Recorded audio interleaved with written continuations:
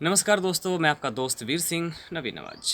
जी हाँ, 11 अप्रैल को रामटेक लोकसभा के चुनाव है और इस बीच लोगों के मन में जो चुनाव के लिए उम्मीदवार है अलग अलग पार्टी से खड़े, उसके बीच में एक सवाल है लोगों के बीच में। कांग्रेस ने जिससे टिकट फाइनल किया, जिनका नाम किशोर गजभिये जी है, किशोर गजभिये जी का नाम पहली बार लोगों ने सुना है और ये नाम सुनने के बाद कई लोग हैरान हैं और लोगों के मन में प्रश्न है कि आखिर कौन है ये किशोर गजभिये। जी हाँ, आज मैं आपको बताने वाला हूँ कि आखिर कौन है किशोर गजभिये। यूँ तो रामटेक लोकसभा चुनाव कोई नया नहीं है। एक ऐसा लोकसभा है जहाँ से बड़े बड़े दिग्गजों ने चुनाव लड़ा है, जीता है और जीतकर केंद्र में मंत्रिमंडल तक प्राप्त किया है। जी हाँ, और इस बीच मुकुल वासनिक जी का नाम शुरू में चल रहा था और कांग्रेस के कार्यकर्ताओं को और आम जनता को भी ऐसा लगा था कि एक बार फिर मुकुल वासनिक जी को टिकट जाने वाली, लेकिन मुकुल वासनिक जी ने टिकट नहीं लिया। मुकुल वासनिक जी की टिकट किशोर गजभिये नामक एक व्यक्ति को जाता है। मैं आपको बताता हूँ कि किशोर गजभिये कौन है। किशोर गजभिये एक बहुत ही उच्च विद्या विभूषित सेनावृत्त IAS अधिकारी हैं और वे पिछले विधानसभा चुनाव में उत्तर नागपुर सीट पर BSP के उम्मीदवार थे। वैसे ये चुनाव तो भाजपा के मिलिंद माने ने जीता, लेकिन किशोर गजभिये के कारण नितिन राउत जो कि कांग्रेस के उम्मीदवार थे और वो चुनकर आ सकते थे, और किशोर गजभिये के कारण उन्हें हार का सामना करना पड़ा। और उसके बाद किशोर गजभिये जी ने एक विधान परिषद भी चुनाव लड़ा और उसमें भी किशोर गजभिये को हार का सामना करना पड़ा। और तब क्या था, बसपा सुप्रीमो मायावती ने उन्हें बसपा से निष्कासित किया और किशोर गजभिये जी ने आकर कांग्रेस का दामन थाम लिया। अब सवाल ये उठता है कि किशोर गजभिये को क्यों उम्मीदवार बनाया गया और मुकुल वासनिक चुनाव क्यों नहीं लड़े। तो इस बात की जड़ तक से पता लगाया।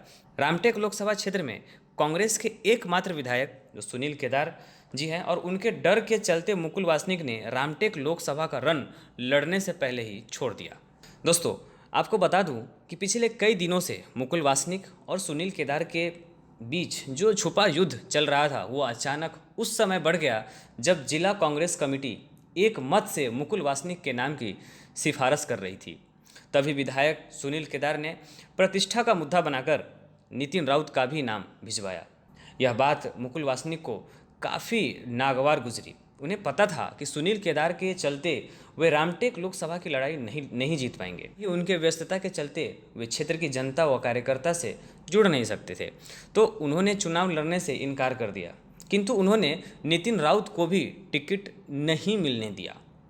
रामटेक लोकसभा क्षेत्र की सीट यह अनुसूचित जाति के लिए आरक्षित है और इसलिए नितिन राउत का कांटा निकालने के लिए किशोर गजभिये को टिकट दिला दी और इस तरह किशोर गजभिये ये कांग्रेस के उम्मीदवार बन गए। अब सवाल ये उठता है कि मुकुल वासनिक जैसे बड़े नेता की पैठ के चलते सुनील केदार को नीचा दिखाने के लिए किशोर गजभिये जी ने नितिन राउत की टिकट तो कटवा दी, लेकिन एक नया चेहरा, एक नया नाम किशोर गजभिये, और रामटेक लोकसभा क्षेत्र में 10 से 12 दिन के अंदर, और जनसंपर्क भी कम होने के कारण ये 10 से 12 दिन के अंदर चुनाव प्रचार कर पाना ये असंभव है।